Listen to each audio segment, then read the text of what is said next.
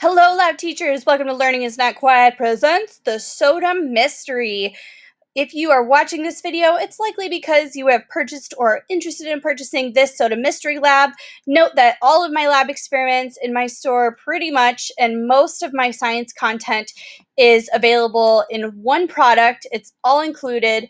It is available in Spanish, English, as well as on a 3-tiered differentiation system that I'm going to go through in a minute to help you decide which sheet to give to which student in your classroom. If you are interested in purchasing this, you may also be interested in purchasing this scientific word wall. On my store, I have all kinds of notes, including this scientific methods Prezi, with a digital version now available for distance learning. I have this PBL of Stinky Pugs, as well as all kinds of games, scientific method I have Who Has, and of course, all of these products, so many of them included, hundreds and hundreds of pages in the scientific method bundle. So that is the spiel on how this works and how I incorporate it into a larger unit in my classroom. Before this lab, what you want to have done is you want to have purchased one brand of soda, so Coke, Pepsi, Dr. Pepper. I even sometimes, if I'm really motivated and on top of it, will take a vote of which soda students want to test. And then buy a 2-liter of the diet version and a 2-liter of the regular version. If you're doing a middle school where you're switching classes every hour, you of course want to buy a little bit more than 2 liters, but you're not giving students a whole ton of soda to drink for obvious reasons. So you don't need to buy that much.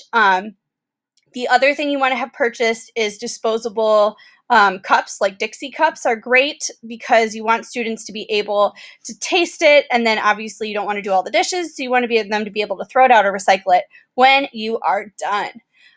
Beyond that, you just need to have the copies printed, ready to go, and passed out to students. I love this lab because it's very meaningful, it's very fun. Students like anytime they get to eat or drink in my classroom, but it does not require a lot of setup and is still a great practice of the scientific method. So this one, the question is, your teacher will give you 2 competing brands of the same soda. Your job is to guess which brand is which, and guess which brand will be more popular in your class. Will students really be able to tell the difference between a popular and store brand versions of soda? From here, students give a hypothesis. This is kind of the medium differentiated version with the sentence stem. I then also have a version that is a little more complicated where students write a hypothesis using the if-then model. I also have an easier version where students are just circling what they predict will happen. Okay, from here, we then go into the variables.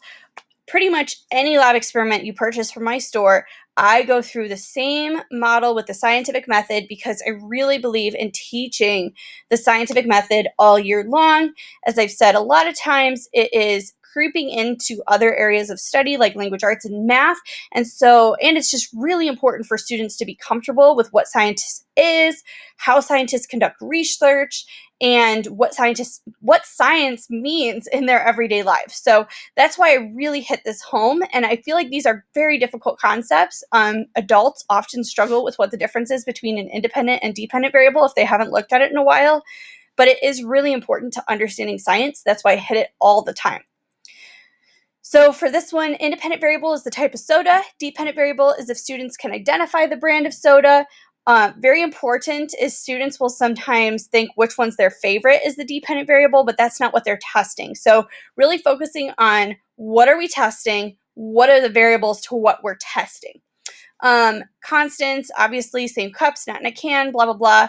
And the type of data we're collecting here is quantitative because we're collecting the number of students who are able to identify it, as well as qualitative because students are writing their descriptions of what it tastes like. Okay. From here, we actually do the experiment. And what I do is I usually do this after a break, and I have all of the cups labeled A and B. This is a great time if you have a parent volunteer. They can help you label all of the cups. I never like having parent volunteers in my classroom, so I just do it myself. I label them A and B, and in A, I put, like, say, the regular soda, B, I put the diet soda, whatever it is, and then I pass out sample A to the students. I have them drink it. I have them guess what it is. I have them write descriptions, and then I do the same thing with B. I have them write their descriptions. What's really funny is a lot of times students have not had diet soda before, so they try the regular soda and they're like, oh, I don't know, this tastes kind of normal, and then they try the diet soda and they're like, oh my God, why does anybody drink this? A lot of students can't tell the difference, but those who can are usually pretty shocked by the difference. That has been my experience, at least. And then for our conclusion, we write whether our hypothesis was verified or falsified. And then, of course, there are some response questions like scientific error, and all kinds of stuff, really extending on that scientific method. There are also differentiations available included in this product, so you do not need to buy these separately. They're all together in one. This is kind of your basic baseline soda mystery. If you wanted to extend it even further for gifted and talented students, you can have them do it on loose leaf paper and just give them the question, and then they will have to kind of fill in the rest of the experiment for themselves. That's kind of an even higher level thinking one for students who really, really need that extra challenge. This is what I use for most of my students, both in middle school and in like 5th grade, 4th grade time frame. This is also available in Spanish, and this is what you want to use for students who have had a background of schooling in their home country or wherever they are coming from. So this is for students. I've had a lot of students, like I've said before, who are ESOL and gifted and talented, and this is a great way if they're ESOL, gifted and talented in Spanish, because they are often given work that feels really easy in English, and this is a way to keep up those skills and let them know that you still value their intelligence and their ideas and continuing to grow and learn more in their home language. I like students to understand that I'm not teaching them English because Spanish is bad. I'm teaching them English because I want them to be bilingual and competent in both languages. So this is what kind of that Misterio de Refrescos looks like from one of my students. Was very excited to see a paper in Spanish and very excited to participate in this lab experiment. This is kind of the medium level. This is for students who, if you have a class of students where most students haven't been exposed to science before, I did have a year where students really didn't learn any science until they got to 5th grade. And so this is a great model to use with them because they're just not as familiar with the language of science. And this gives them those sentence stems. They're not ready to write hypotheses in if-then forms. They're not ready to not have those sentence stems. If you're in a middle school classroom or with a group of students who are more familiar with science, this is kind of a great differentiation. So students who have like a moderate reading disability, students who are 3+ in WIDA on their ESOL journey, this is a great sheet to use with them. And this is what that looks like from my classroom. Then this is kind of the easiest level.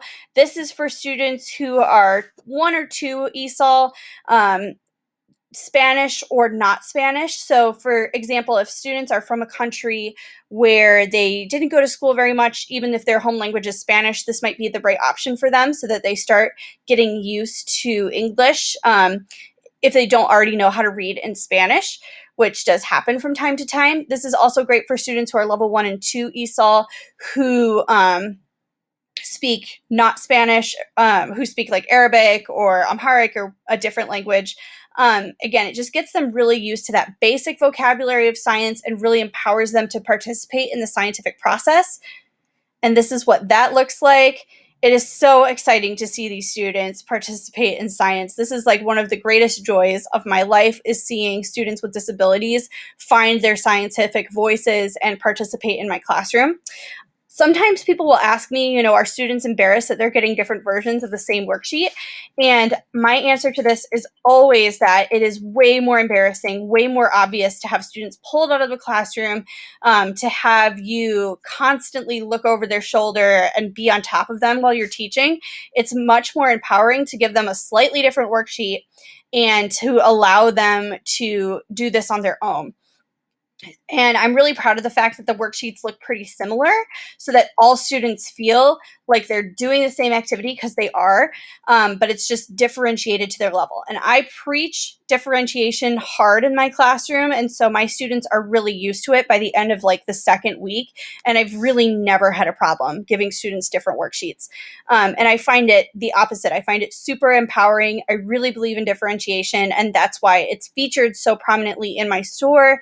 And that's why my products are just always naturally differentiated. So if that's something you also value, be sure to check out more awesome products on Learning is Not Quiet. And with that, thank you so much for watching. Thank you so much for teaching the next generation of scientists. As always, adios.